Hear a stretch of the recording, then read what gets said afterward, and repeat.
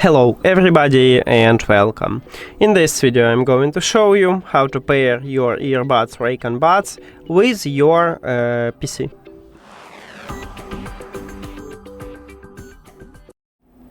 You have to start by press one time at the Windows button on your keyboard and then write Bluetooth.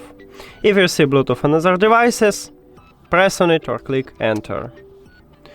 And right here at the right top you need to click Add Device and then select Bluetooth. After that, open the charging case and your earbuds enter to pairing mode automatically, so you will see it at the device list.